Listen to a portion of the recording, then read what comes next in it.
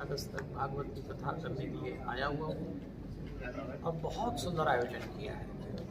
तो मैं आपके माध्यम से कोरबा के निवासियों से, भक्तों से निवेदन करूँगा कि समय निकालें, 4 बजे से 7 बजे तक यहाँ आएँ, इस कथा को सुने। इस कथा के नायक कृष्ण हैं। विपरीत परिस्थिति में जीवन कैसे जिए और सफलता प्राप्त करें, ये श्री कृष्ण के चरित्र की खूबी है। प्रॉब्लम सबको है, किसी को पर्सनल लाइफ में, किसी को फैमिली लाइफ में, किसी को सोशल लाइफ में और किसी को प्रोफेशनल लाइफ में। सॉल्यूशन देती है भागवत।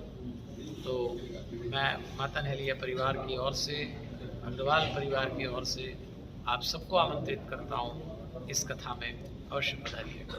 पंडित जी, अभी कथावाचकों के धर्म और जाति को लेकर के देश में एक बड़ा विवाद खड़ा हो गया था। जिस तरह से एक मामला सामने आया, उस मामले की चर्चा करनी, तो आप क्या सोचते हैं, कोई जाति या धर्म विशेष के लोग ही कथा कह सकते हैं? आप क्या सोचते हैं? मेरे हिसाब से कथा कहना प्रमुख है और जो कथा कही जा रही है उसकी गरिमा भी बनना चाहिए। शास्त्र में जो शब्द लिखे गए, उस शब्द के पीछे जो अर्थ हैं, जो भाव है, उसका जो प्रस्तुतिकरण हो, पवित्रता के साथ हो, निर्दोष हो। मैं ऐसा तो नहीं कहता कि मैं पूरी तरह से निर्दोष वाचन करता हूँ। मेरा भी उच्चारण दोष हो सकता है, मेरे विचारों में भी भ्रम हो सकता है। तो मुझे ऐसा लगता है कि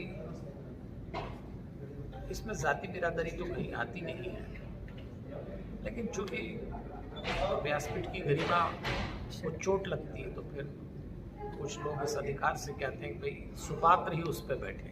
ऐसा मेरा भी हाल है। अभी कथावाचक जिस तरह की टिप्पणियां कर रहे हैं, फिर चाहे वो महिलाओं को लेकर के हो या सामान्य जीवन को लेकर के हो, तो क्या कथावाचकों को इस तरह की टिप्पणियां करनी चाहिए? आप क्या सोचते हैं? देखिए, एक कथावाचक का अपना एक अध्ययन भी होता है, फिर दूसरा उसकी व्यासपीठ होती है और तीसरा वो एक व्यक्ति है, उनका निजी मत भी होता है। तो यदि किसी ने कुछ ऐसा कहा हो जो समाज को अप्रिय लगा हो, तो उसने कुछ ऐसा भी कहा होगा जो समाज के लिए बड़ा उपयोगी है।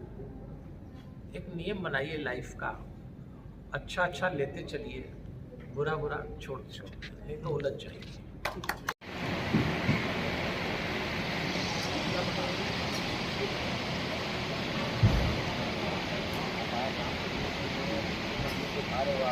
मैं तो लाइट चला दिया था, लाइट चला दिया। आप अभी सामने मैं जबलपुर जा रहा हूँ सर, मेरी वाईफाई बच्चे हैं।